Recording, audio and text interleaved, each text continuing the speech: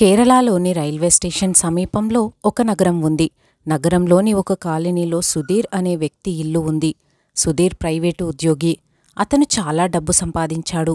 అయినా కూడా అతను ఇప్పటికీ నిరాశకు గురవుతూ ఉంటాడు. సుధీర్ భార్య పేరు సుమతి. వీళ్ళ వివాహం జరిగి దాదాపు 10 సంవత్సరాలు అవుతుంది. 10 సంవత్సరాలు గడిచినా కూడా వాళ్ళకి సంతానం లేకపోవడంతో పదే పదే ఇబ్బంది పడుతూ ఉండేవాళ్ళు. భార్యాభర్తలు వైద్యుల వద్దకు వెళ్ళి టెస్టులు కూడా చేయించుకున్నారు. కానీ తమలో ఎలాంటి లోపం లేదు అన్న విషయాన్ని తెలుసుకున్నారు. కానీ వారికి సంతానం ఎందుకు కలగడం లేదో తెలియకుండా పోయింది. ఎవరైనా అక్కడ వెళ్తే సంతానం కలుగుతుంది, ఇక్కడికి వెళ్తే సంతానం కలుగుతుంది అని చెప్పడంతో ప్రతి చోటికి వెళ్ళి సంతానం కోసం ప్రయత్నం ప్రారంభించారు. అయినా కూడా ఫలితం లేకపోయింది.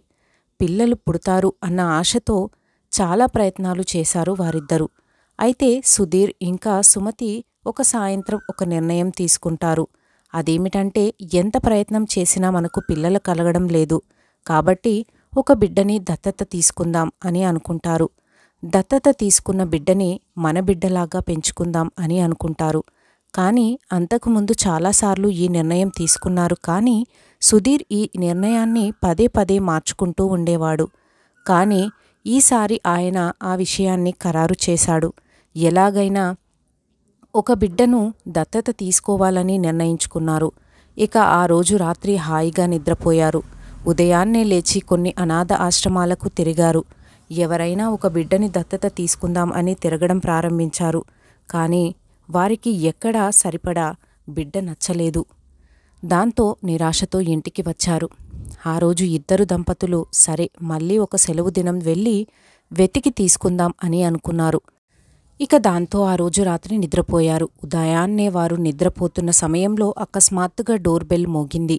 ఆ బెల్ స్వరం వినగానే సుధీర్ లేచి డోర్ తెరిచి చూడగా ఒక 10 ఏళ్ల కుర్రాడు 9 నెలల బాబుని ఎత్తుకొని నిలబడ్డాడు. ఆ అబ్బాయి పరిస్థితి చాలా దారుణంగా ఉంది. చాలా నీరసంగా కనిపిస్తున్నాడు. ఆ బాబు ఎత్తుకున్న 9 నెలల బాబు ఆకలితో ఏడుస్తూ ఉన్నాడు. అది చూసిన సుధీర్ వెంటనే తన భార్య సుమతిని కేకేసి పిలిచాడు. అక్కడికి వచ్చిన సుమతి ఆ బాబుని చూసి, బాబూ, మీరు ఎవరు, ఇక్కడికి ఎందుకు వచ్చారు అని అడిగింది. అప్పుడు ఆ అబ్బాయి ఒక విషయం చెప్పాడు. ఆ విషయం విన్న సుమతి కళ్ళల్లో నీళ్లు తిరిగాయి. అదే 10 ఏళ్ల పిల్లాడు ఏం చెప్పాడంటే, ఆంటీ, మీకు సంతానం లేకపోతే మీకు బిడ్డ కావాలని అనుకుంటే ఇతను నా తమ్ముడు, మీరు తీసుకుంటారా అని అడిగాడు. అది విన్న సుమతి కళ్ళల్లో నీళ్లు తిరిగాయి. ఆ తర్వాత మాటలు వింటున్న సుధీర్ కూడా కన్నీళ్లు పెట్టుకున్నాడు. అలాగే ఆ 10 ఏళ్ల కుర్రాడు మాట్లాడిన మాటలకు వాళ్ళ పరిస్థితి చూస్తున్న సుధీర్ ఆశ్చర్యపోయాడు. ఇక అప్పుడు సుధీర్ ఆ 10 ఏళ్ల కుర్రాడిని, ఈ పాపని నువ్వు ఇవ్వాలనుకుంటున్నావా అని కుతూహలంగా అడిగాడు. ఆ పిల్లవాడు తన సోదరుణ్ణి ఇవ్వాలనుకుంటున్నట్టుగా చెప్పాడు. అతను బాగా ఆకలితో ఉందని ఏడ్చి ఏడ్చి నీరసంగా అయిపోయాడని చెప్తాడు. ఒకవేళ మీరు తీసుకుంటే నా తమ్ముడికి కనీసం కడుపు నిండా భోజనం అయినా దొరుకుతుంది అని అంటాడు. ఆ విషయం విన్న భార్యాభర్తలిద్దరూ ఆశ్చర్యపోతారు. ఆ తర్వాత సుధీర్, సుమతి మొదట ఇద్దరు పిల్లలకు చెబుతారు. బాబూ, మొదట మీ ఇద్దరు లోపలికి రండి అని అంటారు. ఆ బాబు ఇద్దరూ లోపలికి వచ్చాక 10 ఏళ్ల బాబుకి ప్రశాంతంగా కూర్చోబెట్టి ఆ చిన్న బాబుకి పాలు పట్టించి తనని పడుకోబెట్టి పెద్ద అబ్బాయితో మాట్లాడతారు. బాబూ, మీ తల్లి తండ్రి ఎక్కడున్నారు అని ఆరా తీయడం మొదలుపెడతారు. మీ తమ్ముడు అంతగా ఏడుస్తుంటే మీ అమ్మ పాలు పట్టించాలి కదా అని అడుగుతారు. అప్పుడు ఆ బాబు, మా అమ్మ ఈ లోకాన్ని విడిచిపెట్టి వెళ్ళిపోయింది అని చెబుతాడు. అయితే మరి మీ నాన్న ఉంటారుగా అని అన్నారు ఇద్దరు దంపతులు. దాంతో ఆ బాబు, నేను మా నాన్న వల్లనే ఇక్కడికి వచ్చేశాను. ఎందుకంటే మా నాన్న ఎక్కువగా మద్యం సేవించి నా తల్లిని ఎప్పుడూ కొట్టడంతో, తిట్టడం, ఇబ్బంది పెట్టడం చేసేవాడు. కనీసం మా అమ్మని కడుపు నిండా 3 పూటలా భోజనం కూడా పెట్టేవాడు కాదు. అమ్మని అస్సలు పట్టించుకునేవాడు కాదు. దానితో అమ్మ పరిస్థితి చాలా దీనంగా తయారయ్యింది. తను అనారోగ్యానికి గురయింది. మా అమ్మ నాకు చాలా సపోర్ట్ చేస్తూ తన జీవితాన్ని నా కోసమే త్యాగం చేసింది. కానీ తమ్ముడు పుట్టాక అమ్మ ఇంకా అనారోగ్యానికి గురయింది. కానీ నా తండ్రి అయిన వ్యక్తికి వీటన్నిటితో సంబంధం లేకుండా మందు తాగి ఉల్లాసంగా గడిపేవాడు. అప్పుడు నా తల్లి నాతో ఇలా అంది, నాన్నా, నేను వెళ్ళిపోతే తమ్ముడి బాధ్యత నీదే. నువ్వే తమ్ముణ్ణి మంచిగా చూసుకోవాలి అని చెప్పింది. అందుకే మా అమ్మ చనిపోయాక నాన్న నన్ను హోటల్కి తీసుకెళ్లి అక్కడ పనిచేయమని పనిలో పెట్టాడు. నేను చేయడానికి నాకు ఎటువంటి సమస్య లేదు. కానీ నా తమ్ముడి సంగతి ఏంటి అని అడిగాను. అప్పుడు నా తండ్రి ఇచ్చిన సమాధానం, నువ్వు హోటల్కి వెళ్ళి పని చెయ్యి, ఈ చిన్నవాడిని ఒక దగ్గర వదిలేసి వచ్చేస్తాను అని అన్నాడు. అది విన్న నాకు చాలా భయం వేసింది. దాంతో నా తమ్ముడిని తీసుకొని నేను చాలా దూరం నడిచాను. ఆ తర్వాత ఒక రైల్వే స్టేషన్లో కూర్చొని రైల్లో ఎక్కి పరారయ్యాను. అయితే ఈ పక్కనే ఉన్న రైల్వే స్టేషన్లో దిగి బాబు ఏడుస్తున్నాడు కావున ఎక్కడైనా పాలు తీసుకుని బాబుకి పట్టిద్దామని దిగాను. దాంతో రైలు వెళ్ళిపోయింది. ఇక్కడ ఇల్లులు కనిపించాయి అని ఇక్కడికి ఈ కాలనీలోకి వచ్చాను. ఇలా కొన్ని ఇళ్లల్లో వెళ్ళి పాలు అడిగాను. ఎవ్వరూ ఇవ్వలేదు. దానితో నా తమ్ముడిని ఎవరైనా సంతానం లేని వారు తీసుకుంటారేమో అని మరికొంతమందిని అడిగాను. కానీ ఎవరూ నన్ను పట్టించుకోలేదు. అలా ఆ తర్వాత నేను మీ ఇంటి దగ్గరికి వచ్చాను అని క్లుప్తంగా వివరించాడు ఆ అబ్బాయి. ఆ బాబు చెప్తూ ఉండగా సుధీర్, సుమతి ఇద్దరూ కన్నీళ్లు పెట్టుకోవడం మొదలుపెట్టారు. ఎందుకంటే ఆ పిల్లల ఇద్దరి కథ చాలా విచారంగా ఉంది. ఆ తర్వాత ఇద్దరు పిల్లల్ని చూడగానే సుమతి తన భర్తతో, చూడు, ఏదేమైనా ఈ బిడ్డను దత్తత తీసుకోబోతున్నాము కాబట్టి ఇద్దరినీ ఉంచుకుందామా అని అడుగుతుంది. అప్పుడు సుధీర్ అంటాడు, ఏ సమస్య ఉండదు, ఉంచుకోవచ్చు అని నువ్వు కంగారు పడకు అని అంటాడు. ఎన్ని రోజులుగా సంతానం లేక బాధపడుతున్న మనకు ఇద్దరు దేవుడు పంపించిన పిల్లల్లా ఉన్నారు. వీళ్ళని ఇద్దరినీ ఎందుకు ఉంచుకోకూడదు, వీరికి మంచి భవిష్యత్తు ఎందుకు ఇవ్వకూడదు అని అంటాడు. కానీ అంతకుముందు ఆ అబ్బాయి యొక్క ఉద్దేశం ఏమిటో కనుక్కోవాలి కదా అని అనుకుని ఆ అబ్బాయి దగ్గరికి వెళ్ళి సుధీర్, సుమతి ఇద్దరూ కలిసి ఆ బాబుని ఇలా అడుగుతారు, బాబూ, నువ్వు చెప్పేది నిజమైతే నువ్వు కూడా నీ తమ్ముడితో పాటు మా దగ్గరే ఉండు. మిమ్మల్ని ఇద్దరినీ మేము బాగా చూసుకుంటాము. ఎందుకంటే మాకు ఎలాగూ సంతానం లేదు. సంతానం కోసం చాలా ప్రయత్నాలు చేశాము అని అంటారు. దానికి ఆ బాబు, లేదు అండి, మీరు నా తమ్ముడిని బాగా చూసుకుంటే చాలు. నేను నా తండ్రి దగ్గరికి వెళ్ళి హోటల్లో పనిచేసుకుంటూ నా జీవితాన్ని కొనసాగిస్తాను అని అంటాడు. లేదు బాబు, నువ్వు కూడా మాతోనే ఉండు. మేము ఎలాగూ పిల్లల్ని దత్తకు తీసుకుందాం అని అనుకుంటున్నాము. మేము పిల్లల్ని మంచిగా చూసుకుని మీకు మంచి భవిష్యత్తుని ఇస్తాము అని అంటారు. మీకు ఎలాంటి సమస్య లేకుండా చూసుకుంటాం అని అంటాడు. దాంతో ఆ అబ్బాయి తమ్ముడితో పాటు ఉండడానికి ఒప్పుకుంటాడు. అప్పుడు సుధీర్, సుమతి ఇద్దరికీ పేరు పెడతారు. పెద్దబ్బాయి పేరు విరాట్, చిన్నబ్బాయి పేరు ఆదిత్య.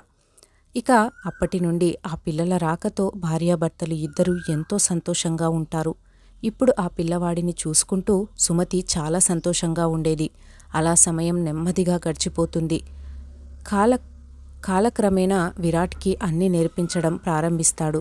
నిజానికి విరాట్ తల్లి బ్రతుకున్నంత కాలం విరాట్ని చదివించేది.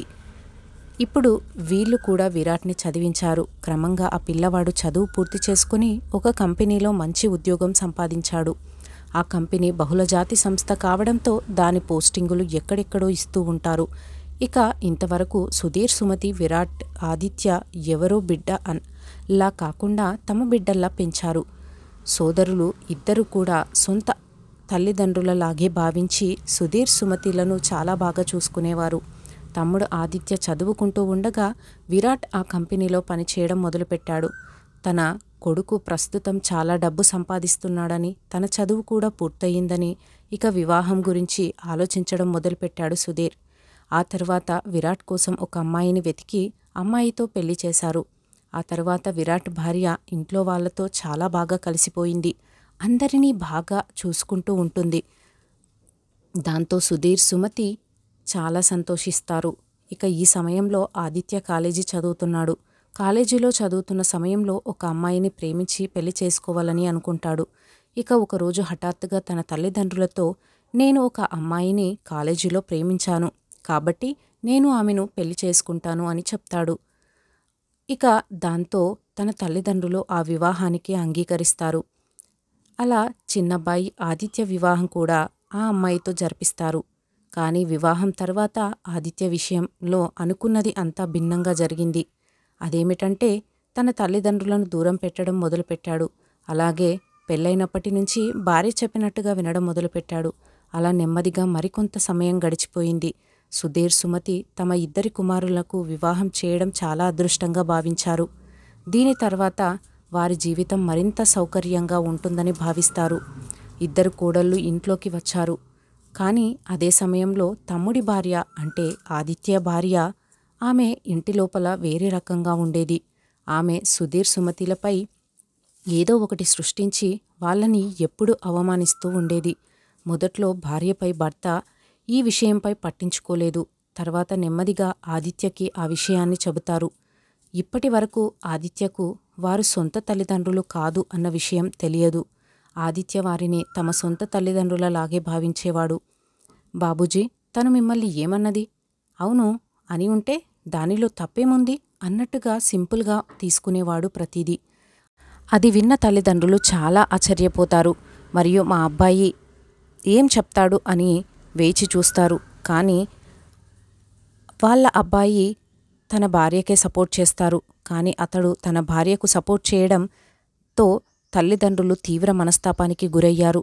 ఇక అప్పటి నుంచి ఆ ఇంట్లో నిశ్శబ్దంగా జీవించడం మొదలుపెట్టారు. ఈ విషయం విరాట్కి ఇంకా తెలియదు. కానీ విరాట్ భార్యకు ఈ విషయం తెలుసు. ఆ తర్వాత విరాట్ తన ఆఫీసు నుండి తిరిగి వచ్చిన ఒకరోజు ఆఫీసు నుండి రాగానే అతని భార్య అతనికి మొత్తం క్లుప్తంగా వివరించి చెప్పింది. అత్తయ్య, మామయ్య చాలా బాధపడుతున్నారు అని చెప్పింది. విరాట్ తన భార్య చెప్పింది అంతా విని ఆ ఇద్దరి అన్న తమ్ముళ్ళ పరిస్థితి ఏంటో, వారు మమ్మల్ని ఎందుకు పెంచారో పూర్తి నిజం తెలుసు కాబట్టి అతని శరీరం మంటతో రగిలిపోయింది. ఆ తర్వాత ఈ విషయం గురించి అప్పుడు తన తమ్ముడు ఆదిత్య అతని భార్య తప్పు కాదని అంటాడు. అలా ఇద్దరి మధ్య గొడవ ప్రారంభమైంది. ఆ శబ్దాలు విన్న చుట్టుపక్కల వారు అక్కడ గుమిగూడారు. అదే సమయంలో సుధీర్, సుమతి కూడా అక్కడికి వచ్చారు. అప్పుడు సుధీర్ తన పెద్ద కుమారుడు అయిన విరాట్ని ఆపడానికి ప్రయత్నిస్తాడు. ఇక తండ్రి కూడా విరాట్కి సపోర్ట్ చేయడం, ఆదిత్య, నేను ఇక ఈ ఇంట్లో ఉండటానికి ఇష్టపడటం లేదు, నేను వెళ్ళిపోతాను, నేను సపరేట్గా ఉంటాను అని అంటాడు. దాంతోపాటు నాకు రావాల్సిన ఆస్తిని ఇవ్వండి, నేను ఎక్కడికైనా వెళ్ళిపోతాను, ఎక్కడైనా బ్రతుకుతాను అని అంటాడు. అది వింటున్న విరాట్ కళ్ళల్లో నీళ్లు తిరిగాయి. తన ఏడుపును ఆపుకోలేకపోయాడు. ఇక దాంతో విరాట్కి మరింత కోపం వచ్చింది. వెంటనే తన తమ్ముడి వైపు వెళ్తాడు. కానీ సుమతి, సుధీర్ అతన్ని అక్కడే ఆపుతారు.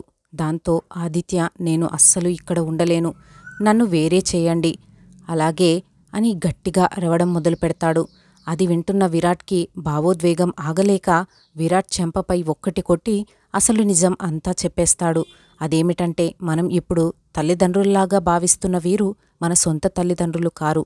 మన తల్లిదండ్రులు మనల్ని వదిలేస్తే, మనం అనాథలుగా వస్తే వీళ్ళు చేరతీసి మనల్ని ఇంతలా పెంచి ఇక్కడి వరకు చూసుకున్నారు, వీళ్ళని కాదంటావా అని కోపంగా రగిలిపోతూ తమ్ముడిని తిడతాడు. అలాగే తన గతం గురించి క్లుప్తంగా వివరిస్తాడు. అయినా కూడా ఆదిత్య నమ్మలేకపోతాడు. దాంతో విరాట్ రహస్యంగా దాచుకున్న తన తల్లితో ఉన్న ఒక ఫోటోని చూపిస్తాడు. అది చూసిన ఆదిత్య ఒక్కసారిగా కుప్పకూలిపోతాడు. అన్ని మాటలు అని ఎంతలా గొడవ చేసిన ఆదిత్య తన తల్లి దగ్గరికి వెళ్ళి క్షమాపణ అడుగుతాడు.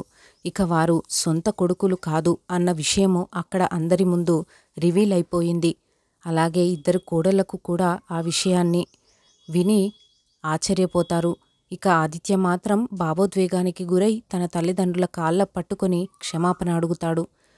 ఇక ఇప్పటి నుంచి వారి జీవితం చాలా సుఖంగా ఉంటుంది. సుధీర్, సుమతి ఇద్దరు కోడళ్ళు, కొడుకులతో వారి జీవితం ఆనందంగా ఉంటుంది. Thank you friends. మీకు కనుక ఈ స్టోరీ నచ్చితే నా ఛానల్ని సబ్స్క్రైబ్ చేసుకోండి. అలాగే ఈ స్టోరీపై మీ యొక్క అభిప్రాయాన్ని కమెంట్ రూపంలో తెలియజేయండి. Thank you for watching. Please like and share.